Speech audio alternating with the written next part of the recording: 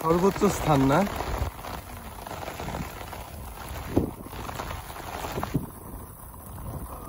ওই যে আমাদের নৌকা, নীলাদ্রি লেক। এই মুহূর্তে আমরা আছি নীলাদ্রি লেকের সর্বোচ্চ উঁচু জায়গায়, সাথেই ইন্ডিয়ান বর্ডার, হিমালয়ের পাহাড়গুলো দানবের মতো দাঁড়িয়ে আছে। Just mind blowing. প্রচুর বৃষ্টি।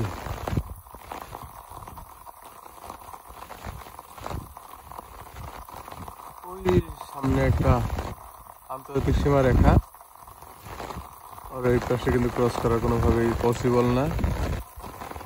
হয়তো পসিবল, সেটা পসিবল অবৈধভাবে ক্রস করে আমরা সেদিকে না যাই।